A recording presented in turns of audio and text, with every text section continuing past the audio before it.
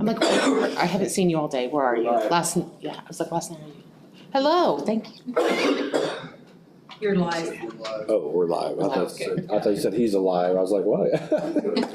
When he said goodbye. Yeah. And goodbye.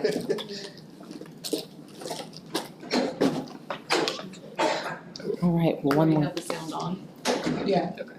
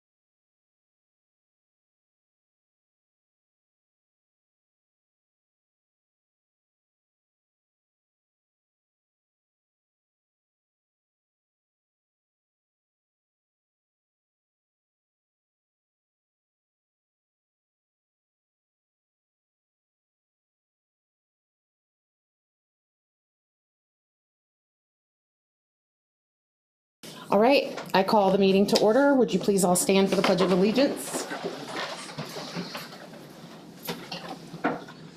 I pledge allegiance to the flag of the United States of America and to the republic for which it stands, one nation, under God, indivisible, with liberty and justice for all.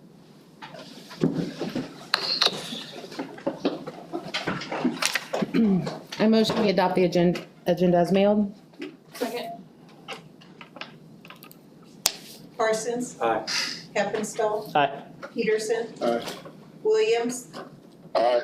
Bowen. Aye. Linton. Aye. Bellinger. Aye. And any delegation? I have a few, the Whitmer family, Mr. Whitmer's mother passed away. He just sent a note thanking the district for their contribution and the support of the district, so have that. Mrs. DeLong sent 2 thank you cards for the Thanksgiving lunch and the Christmas lunch, and she just appreciates the support of the board and all her coworkers.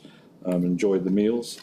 And then the elementary staff also provided a thank you for the Christmas and Thanksgiving meals, just showing their appreciation and how exceptional the meals were, so they just wanted to thank the board for that. So I have those for you guys. Excellent. All right. Any questions on the treasurer's report? Anyone?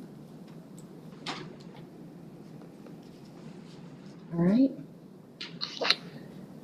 Okay, I move to adopt the minutes of the regular board meeting on November 9th, 2022.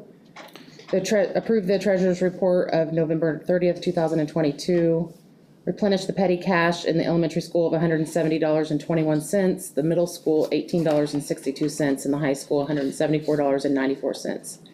And approve the payment of the bills to be allowed in the amount of $297,944.55 for December 14th, 2022, and the November 22 payroll in the amount of $486,670.35. Second.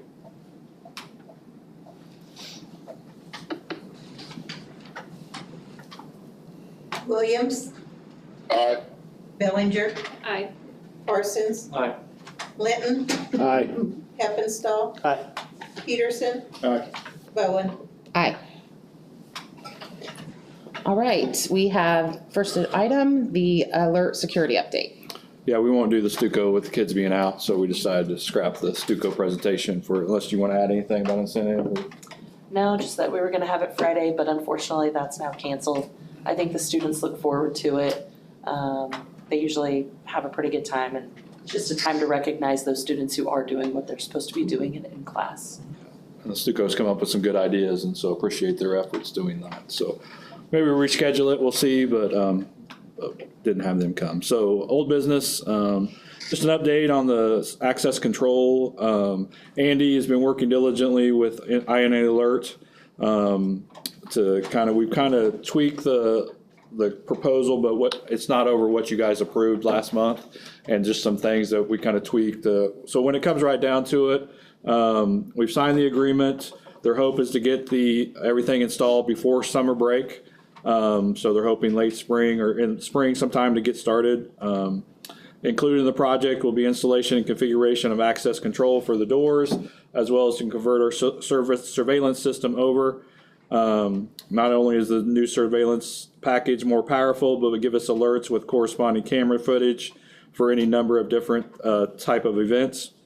The only glitch that we've kind of come to realize is there will be 4 cameras that are not supported by the updated software, but we'll address that at a later date with our safe and secure and grant that we more than likely will have that availability to do, which we've done in the past for technology with the safe and secure. So when it comes right down to it, all the cameras that we do have, only 4, that's pretty good, I thought, to look at those. So Andy's been communicating with the admin team, been working hard, so we're getting that rolling. So we hope here, they're ordering parts now and things, and so they'll be here after the first year, start the installs and getting that going, so.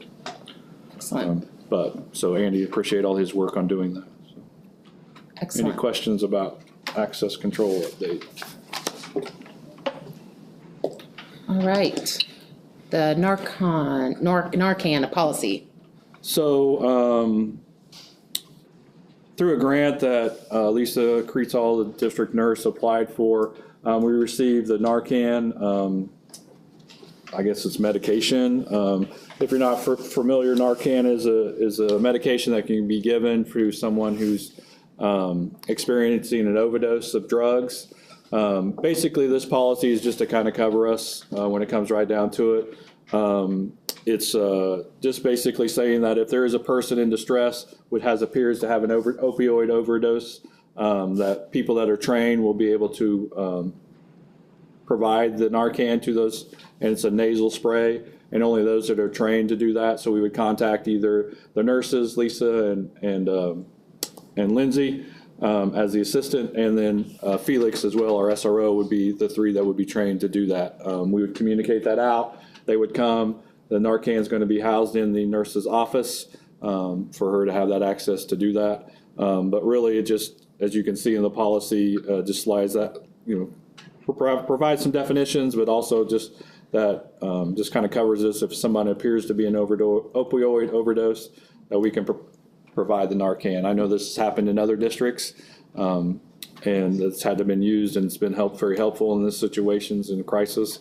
But it really follows also along with the statute for dispensing, storing, and administrating pharmacy or first responder agencies, and you can see that at the last 2 pages of the policy. So, and then any documentation, document that and provide it as needed for future reference. So, any questions about Narcan policy? My question was just gonna be around who is gonna be trained, but you already answered that. Yeah, so those 3, and I don't know how many doses we have. You guys remember 6 doses or something, was it, or more, 9, or? I think it was 6. Is it 6? Okay. So, but this was received through a grant that Lisa applied for us to have that on campus, so. Excellent. So we need to, Adopt the policy. yes, I move that we adopt the USD 420 Narcan policy. Second. Heppenstall, Aye. Bowen, Aye. Linton, Aye. Peterson, Aye. Bellinger, Aye.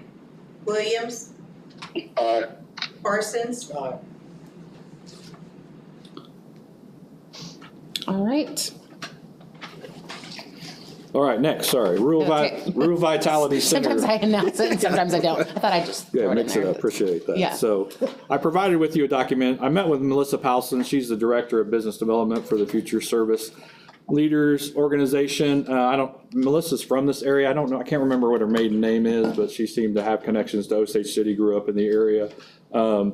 But what she's part of a project that's, they're calling it an e-center, and they're hoping to build a facility in the area in the future that will provide a variety of opportunities for school districts as well as communities in the areas of education, workforce development, mental health support, different types of workshop, different types of training opportunities.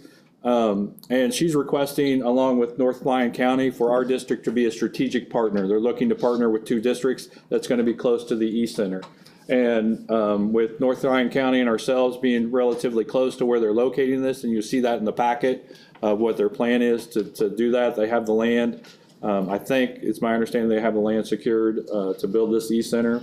But they're looking for strategic partners to move forward with this project. And really what that means for it was no cost to the district whatsoever. It's just an opportunity that when they provide educational opportunities, workshops, different types of trainings, internships, we as a district, if we wanted to go do our retreat out there, we could go do that at no cost to the district. And our kids would have opportunity to attend those free of charge.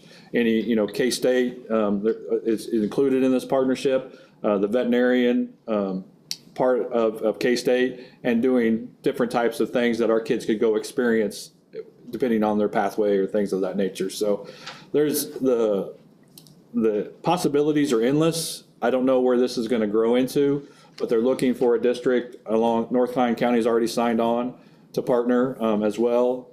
But it's in the process of going, but it's really looking at providing support for communities in this area as well as, like I said, school districts to help with economic development is really what it comes down to. So it's an extensive proposal. I've shared it in the explanations with you, but also there's a hard copy there for you to refer to and do that. I see it as a benefit for our district to be a part of this. Again, not knowing where it's going to go, but the potential there is very great, and the benefit for our students and staff could be very beneficial in the long run, so.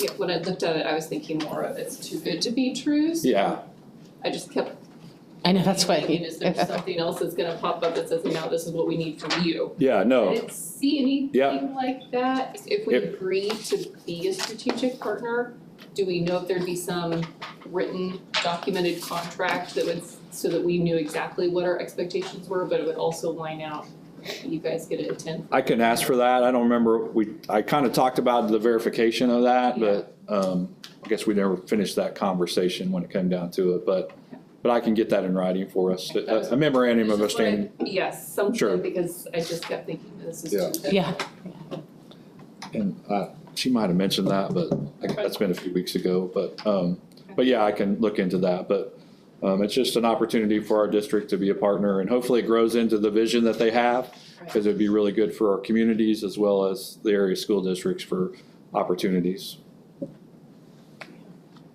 What's their timeline? Like, when are they? I think they're looking 2 to 3 years to have this facility built, hopefully 2 years to have the facility built, and then start that 3rd year, really start scheduling and looking at different opportunities to do that. That's their hope. They have a good start on the funding. I'm not sure how far much they have to go, but they have a good start on that. Where will this facility be? I don't, Looks like I-35 and 56 in that area, based on their little drawing. it's, I think like 50, Miller, Like Allen at the Yeah. Elmire exit. yeah, about 15 miles from our district is how it's listed west of our district, sounds like so, about halfway between here and like. does that make sense, David? Yeah, I Okay. can't open the document, so I Okay. wondered where it was at. Yeah. It'll be up there at the sticks then. Yeah, so it is, it's kind of a rule, that's, I guess, the rule part of that, the Vitality Center, but it would be access for different communities to have, opportunities to participate in activities, I guess. So the cost is like on the program flow, that's the cost of what it would cost for people to go there. Yeah, that's what they're anticipating charging for different types of activities and fees, is what they're looking at, but again, that would be at no cost. If our district was to participate, it wouldn't cost us any, being a strategic partner.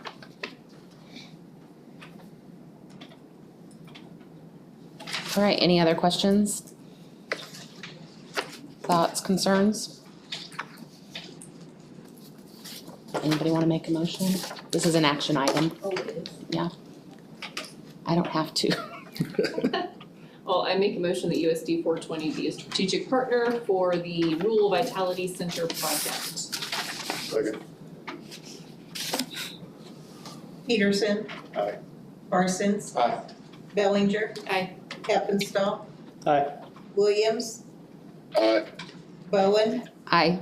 Linton. Aye. All right, we have more I guess we have now the normal biannual KASB policy update So recommendations. these, yeah, this was released in December, so I thought we'd give it to you this month just to review it, to go over that, and then we'll take action on it next month. And looking at the updates, it seems like there's a few just clarifying some language, and the main one is the complaints part of that. And we already have those in policy, but it's really lining out the process of an informal complaint and a formal complaint and the steps that go in that. And that's, we just need to make it, especially with a formal complaint, we need to make sure we follow those steps to make sure we're doing our due diligence in any type of complaint to do that. So, but look those over this month. If you have questions, let me know, but we will take action on those next month. And again, we'll get the next ones in June. I think they send the next set in June. And KSB does these reviews and pays attention to the legalese of things to help provide this support for school districts. And we are a part of the legal part of KSB to have this service for our district. So anything jump out to you right now? The fact that it's 40 pages long. Yeah. I know, I was like, and it keeps going, Yeah, and it's yeah. going. We Yeah. have a, Did we just get done with 707 pages? Yeah, so we got a little bit more here, mainly on the complaint policies to get those updated. that's why I started laughing when I saw it, because I thought surely our agreement with KSB when they did their first That's, dive would be like, and we'll cover you for the next round too. yeah, that's what I was hoping, but I was like, I checked, I was like, nope, not updated. Just So we kidding, gotta go 40 through- more pages. We gotta go through this again, yeah. Doing this on purpose. Yeah, so again, we'll take action on it, but it gives you a month to look it over. And just if you have questions or anything to do that, Okay. but we typically trust KSB to do that, so. All right. Three Lakes report, Todd. Just a couple of quick items. We have a or a teacher, I'm not sure which it is, that is leaving the elementary building at the end of the semester. And we did approve a hire to replace that person. I was told at our today. meeting on Monday night, so that person will be back in the building and we won't have a gap there for Excellent. the elementary. Dina met with her today. I met with her and Mrs. Robinson, the person that's leaving, she met with her too to kind of get Mrs. Jennings situated in her classroom and familiar with her students that she's gonna be hosting, so yeah, feel confident with her abilities. I think she's a past teacher and past principal, so. And then the only other thing I made a note on, we've had 2 meetings in the last month and they've been pretty brief. There's always a lot of personnel. We had 1 month where we actually hired more than we lost, which was Net good kind of a news. celebration, yeah. The only other thing I had was the ramp replacement over at the facility over there is just about done. They were working on it when I drove over tonight. Yeah, so we should have that done here in Portland. That's it for 3 Lakes for this round. All right, building reports. So this month I included the SRO report. One of the board members requested that, and I also thought, well, let's throw the nurse report so you can just kind of see what they deal with. And so they kind of give you some update for the semester of what they've done and gone through. Any updates to your guys' reports? Any questions for them, I guess?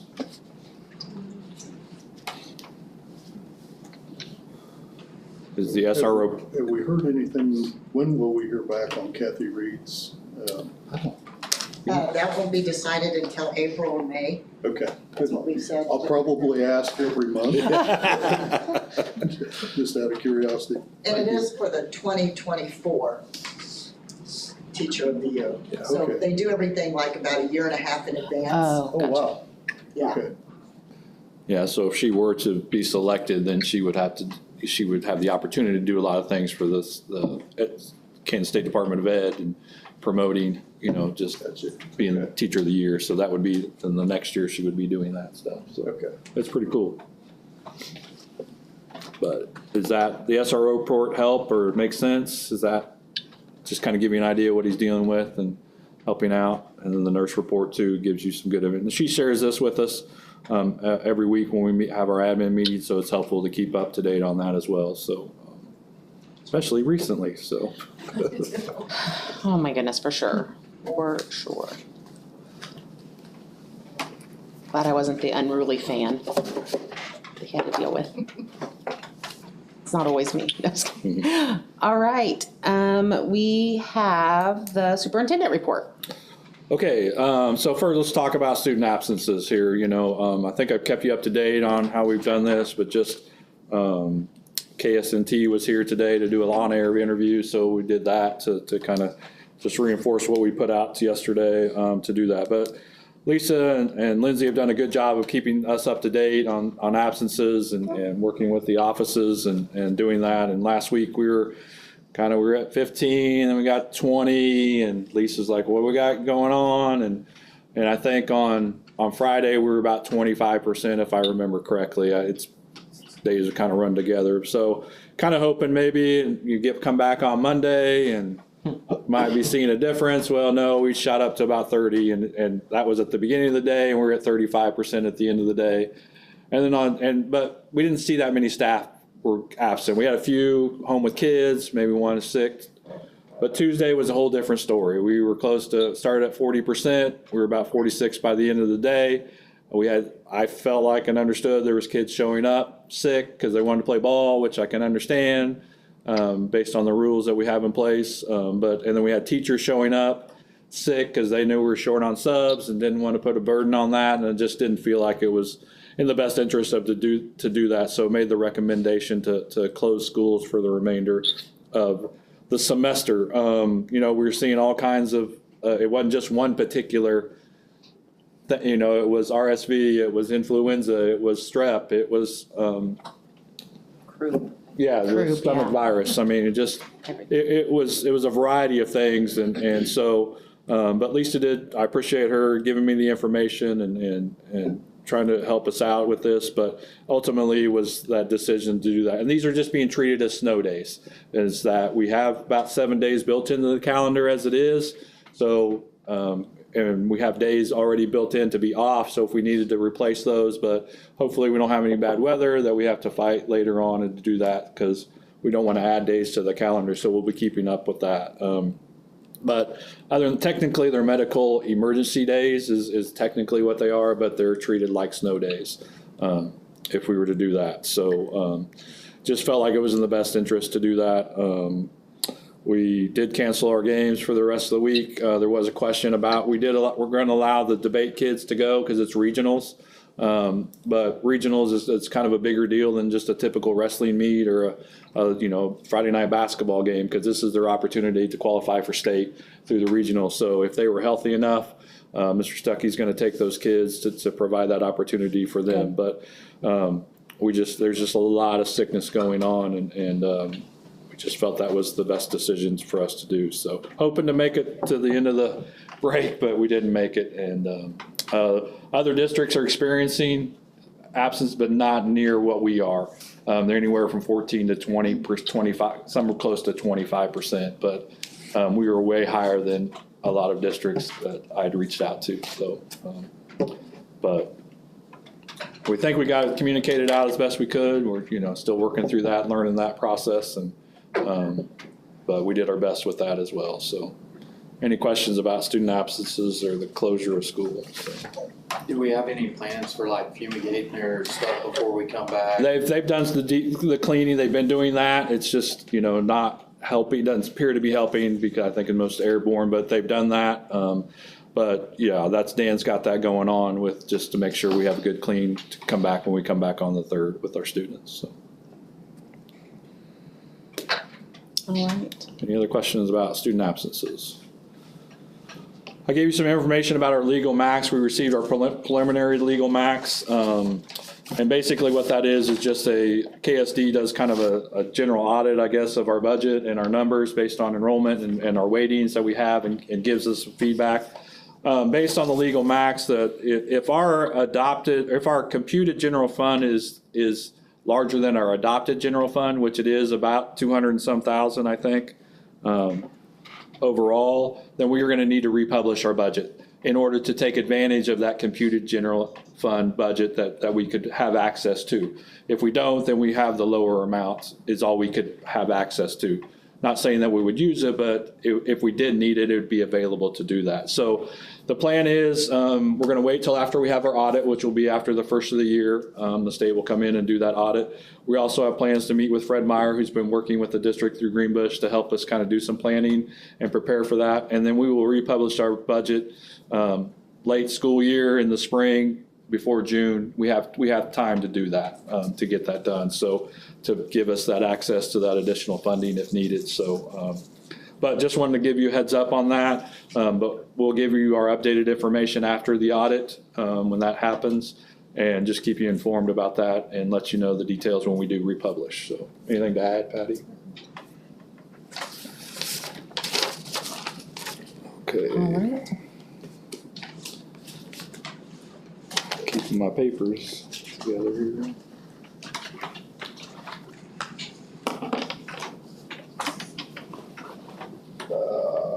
Well, I'll have to look on my email, sorry. So Jones Grant updates. We've kind of changed our idea about how we're gonna go about this. We talked about last time about including the auditorium and some upgrades and lights. Well, that's gonna be way more than we can get before we can, this needs to be submitted, I think this week or next week. And it was just gonna take a lot of time. So we've narrowed it down to 2 items, and basically that is, TVs, monitors, what's the word I'm losing? Smart TVs. Yeah, smart TV, thank you.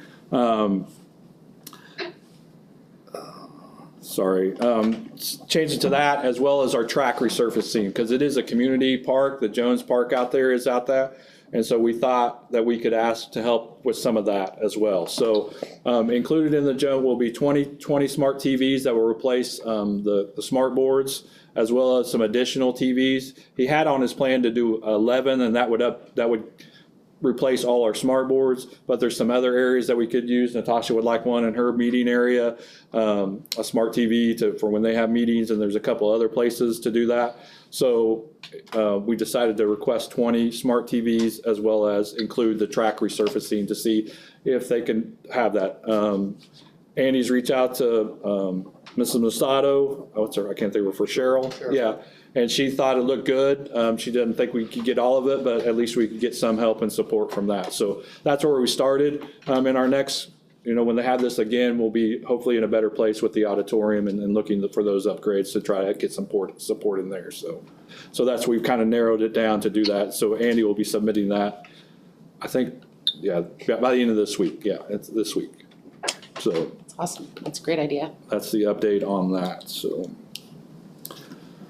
OPA, so today, we met with OPA. They came with, our feasibility, study information. I'm not really prepared to go into details about that right now. We'll have it in January. We might have Jack come and talk to you, the representative, to do that. But they gave us some cost savings to do that, but we need to check some numbers just to double check compared to what they did to do that. But so again, we just got the feasibility study today. It looks very comparable to where they would try to get if they were to be with us, and so that tells me, based on our conversation today, that we're doing pretty good. Yeah, maybe we could tighten up a few things, but based on the information, we're doing pretty good compared to what they would be doing if they came in to do that. So we'll have that presentation for you next month, and bring that in with more detail, as we just met with him today, so we couldn't put it together today. So just give you an update on that. Perfect. Okay, so I shared some information with you, and when I got here and looked at Dan and, all the effort that he puts in to line the field, and just some of our equipment's kind of, it works, but it's what it is. And what Turf Tank is an automated robot that does painting, but it does more than just football fields. It'll do track surfaces, it'll do baseball, softball, it can do our practice field. Anything we can program it, it could do our parking lots. And, line the lines on parking lots. It's a water-based paint, so how long it lasts, you know, that's depends, but it's what the city does anyways, is what they put on there. But it really would just, it would create a better product to do that. And so what basically this is a pro package that we've signed up to do. And it's through a 6-year lease that we do. We pay $1,500 for the setup. Turf Take will come and do and set our points. And how it works is the robot speaks to like it's Satellite. yeah, well, it's for surveying is what I say, and then the surveying piece speaks to the satellite and does that. And you set your points, like in the middle of the baseball field, softball fields. We could put it there, and then the turf tank can run from there. The softball area or the football field will need an area as well as the practice field area, and then it can run off that. So they'll do all that setup and help us and do the training for that. Dan will be the main main person running that.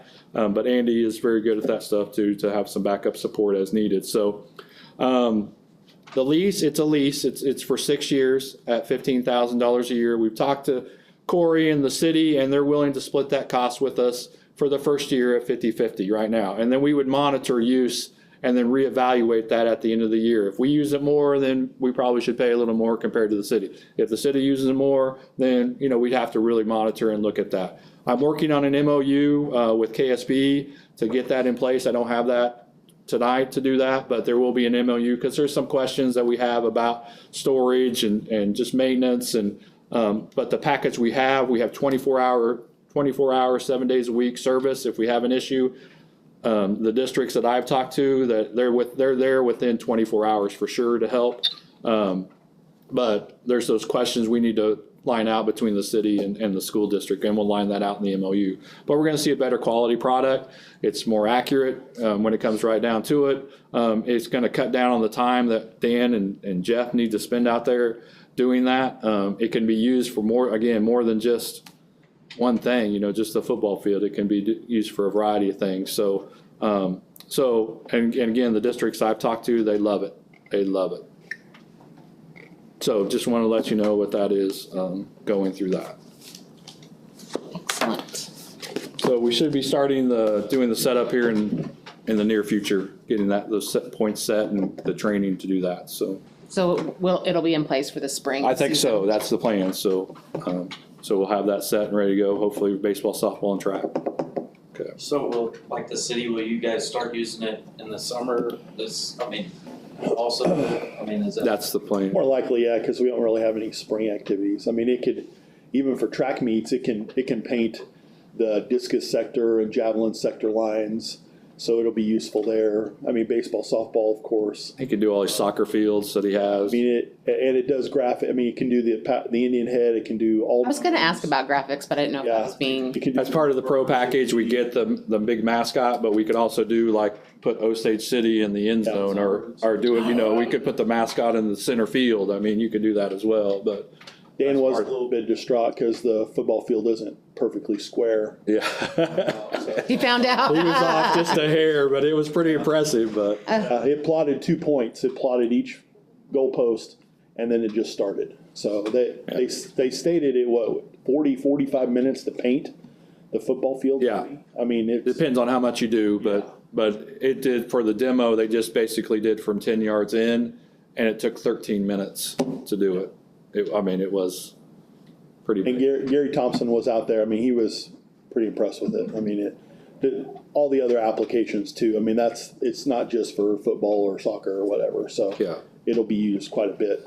Can we do cross country I think you could do that manually if Jimmy wanted to take it out there and just drive behind it and say paint here, and he could do that Oh, instead to of. put the. Yeah, Oh, awesome. the lines and do that, but there's I think That's a a good manual question. option to do that as well, so he could just go out there and follow the robot and do the painting or Alan or whoever does that, I don't that'd be know, but yeah, there's, a variety of things that we could do that, but they have all kinds of different built-in packages, but we can customize some packages, like if we want to do the parking lot out here and do the lines and the city's talked about for crosswalks and when school starts, just to give them a refresher and things of that nature, and so those opportunities to do that. But we'll get an MOU between the city and the school district, and but we're starting out at 50-50 to split that cost right now. Excellent. Okay. All right. So lastly, I just want to make a statement, and just just for the community here as well as everybody. This is in response to the Kansas State Board of Education recommendation to school districts of retiring Indian-themed mascots. Osage City Schools has a proud tradition of educating students and providing a variety of extracurricular activities. The biggest concern about the State Board of Education recommendation is that ensuring that the district does not act or imply in any way that we condone or teach negative behavior toward any ethnic group, especially Native Americans, as it pertains to this particular recommendation. When the Indian mascot was chosen for Osage City, it was done from a perspective of honoring the Native American in this area in Osage County. Other concerns include the economic and divisive impacts that come from changing a mascot or rebranding of a school community. School districts in Kansas face many fiscal decisions in the school year when it comes to curriculum and instruction of students. Those restraints will make those decisions even more difficult when a significant portion of the budget will need to be committed to rebranding efforts. Further, over many years, the Osage City community has supported USD 420 with the Indian mascot as its identity, and now could face many divisive conversations about rebranding efforts. Our school community relies heavily on the positive interactions that come from banding together as a community around other extracurricular activities that are so entwined with the use of a mascot. The State Board of Education recommendation will create a rift within a community that is very united and supportive of the school district. So therefore, the district's preference at this time is to continue educating students and not replacing the district's mascot. So, statement from myself representing the board. Great, thank you. Thank you very much. I promise I didn't wear this on purpose, but I guess. Oh, yeah. Yeah, I guess it shows. All right, I move that we go into executive session to discuss confidential personnel matters pursuant to the non-elected personnel exception under COMA, and the open meeting will resume in the library at 8:05. The board invites Mr. Hessong to attend. Second. Bowen, Aye. Williams, Aye. Peterson. Aye. Heppenstall, Aye. Clinton, Aye. Bellinger, Aye. Parsons. Aye.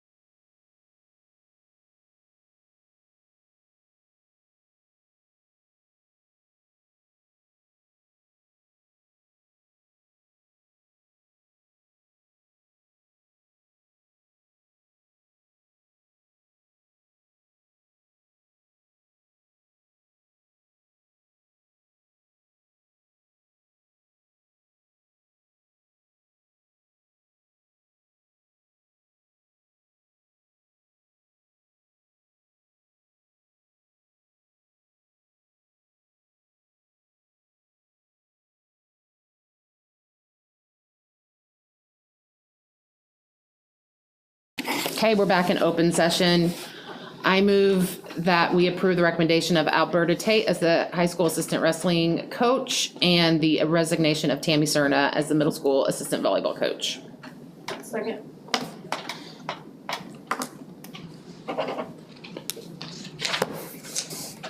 Linton, Aye. Peterson. Aye. Heppenstall, Aye. Bellinger, Aye. Parsons, Aye. Bowen, Aye. Williams. Aye. All right, I make a motion, motion that we make a recommendation as presented by administration on personnel. So, Bellinger, Aye. Linton, Nay. Williams, Aye. Parsons, Nay. Bowen, Aye. Heppenstall, Nay. Peterson. Aye. Vote is 4-3, passes. All right. Who wants to do it? I'll make a motion to adjourn. Second. Parsons, Aye. Heppenstall, Aye. Peterson, aye. Williams, Aye. Bowen, Aye. Linton, Aye. Bellinger. Aye. Hanging up, Dave.